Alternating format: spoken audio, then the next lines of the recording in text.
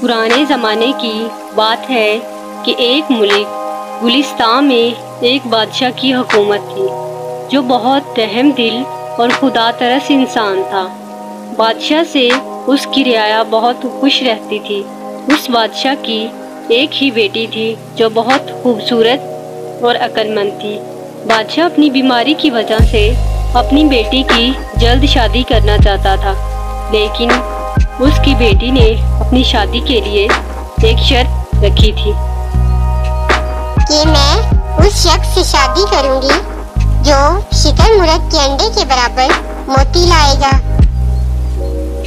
बहुत से मुल्कों के शहजादों ने उस मोती को ढूंढने की कोशिश की, लेकिन कोई कामयाब ना हुआ। उसी मुल्क में एक गरीब लकड़हारा रहता था। उसका एक ही बेटा था जो बहुत खूबसूरत और अक्लमंद था। एक दिन उसने अपने बाप से कहा, मैं भी अपनी किस्मत आजमाना चाहता हूँ।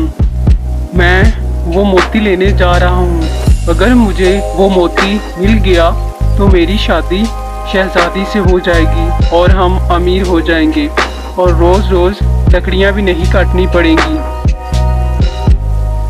फिर वो लकड़हारे का बेटा अपने वालिद से इजाज़त लेकर मोती की तलाश में अपने घर से निकल जाता है। जंगलों में, सहराओं में और दरियाओं में सब जगह मोती को तलाश करता है, लेकिन शुतुरमुर्ग के अंडे के बराबर जितना मोती उसे कहीं नहीं मिलता और वो नाकाम होकर अपने घर वापस आ जाता है।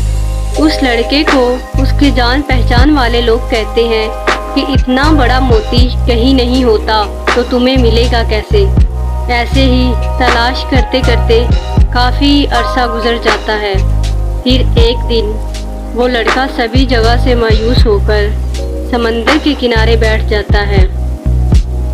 अभी उसे बैठे कुछ देर ही होती है कि उसे एक लड़की की चीख सुनाई देती है, बचाओ बचाओ, कोई है, मेरी मदद करो, बचाओ। वो आसपास भागता है कि शायद कोई मुसीबत में है और वो मदद कर दे। वो थोड़ी दूर किनारे किनारे जा रहा होता है तो कुछ दूर जाकर देखता है कि एक दरिया में किनारे के पास एक बड़ी सी मछली ने एक लड़की को पकड़ कर रखा है और वो लड़की मदद के लिए चिल्ला रही होती है। उस लड़के के पास एक नेज़ा होता है। वो अपना नेज़ा निकाल कर उस मछली पर हमला कर देता है। मछली घबरा कर लड़की को छोड़ देती है और पानी में चली जाती है। वो उस लड़की के पास जाता है कि वो उसे पानी से निकाल सके, लेकिन लड़की जोर जोर से चिल्लाने लगती है, मुझे पानी से बाहर मत निकालो, मुझे पानी से बाहर मत निकालो। वो लड़का हैरान होता है। जब वो उस लड़की को गौर से देखता है तो हैरान रह जाता है कि वो लड़की आधी इंसान होती है और आधी मछली होती है। वो अपनी जान बचाने पर उस लड़के का शुक्रिया अदा करती है और उसे बताती है, मैं कोई इंसान नहीं बल्कि एक जल परी हूँ। मैं पानी से बाहर नहीं आ सकती। मैं जल परियों की शहजादी हूँ और हम समंदर की तह में रहते हैं। मैं घूमने की गर्ज से समंदर की सतह पर आ गई थी और मछली ने मुझे पकड़ लिया।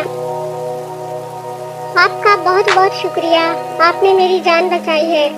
लेकिन हमारे यहाँ अगर कोई किसी की जान बचाता है तो उसके बदले में दूसरे की मदद की जाती है।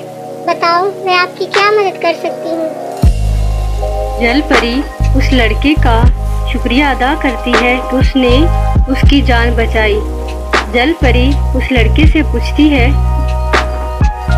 तुम कुछ परेशान लग रहे हो, क्या हुआ मुझे बताओ, क्या पता मैं आपकी कुछ मदद कर सकूं। तो वो उसे अपनी सारी कहानी बताता है। उसकी सारी बात सुनने के बाद जल परी उससे कहती है, इतना बड़ा मोती तुम्हें कभी भी जंगलों, सहराओं और दरियाओं में नहीं मिलेगा, बल्कि ऐसे मोती तो समुद्रों में पाए जाते हैं और इतने बड़े मोती बहुत कीमती और नायाब होते हैं। क्योंकि तुमने मेरे मेरी जान बचाई है तो हमारी रवायात के मुताबिक तुम्हारी मदद करना मेरा फर्ज बनता है, मगर तुम्हें अब फिक्र करने की जरूरत नहीं। तुम यही मेरा इंतजार करो, मैं अभी आती हूँ। ये कहकर वो जल परी समंदर के अंदर चली जाती है और नजरों से ओझल हो जाती है। लड़का वहीं उसका इंतजार कर रहा होता है। कुछ देर गुजरने के बाद वो जल परी वहाँ आ जाती है, पर इस दफा वो खाली हाथ नहीं होती। उसके हाथ में एक बड़ा और खूबसूरत सीप होता है। सीप देखकर लड़का हैरत से पूछता है, ये तुम्हारे हाथ में क्या है? जल परी उस सीप को खोलती है। उसके अंदर से एक बहुत बड़ा और खूबसूरत मोती होता है। मोती को देखकर लड़का हैरान रह जाता है।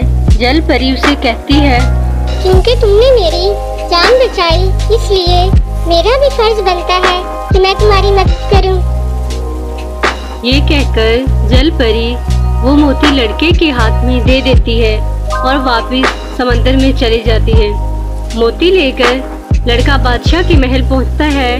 मोती को देखकर बादशाह और शहजादी बहुत खुश होते हैं और वादे के मुताबिक बादशाह अपनी बेटी की शादी उस लड़के से कर देता है और वो सब हंसी खुशी रहने लग जाते हैं।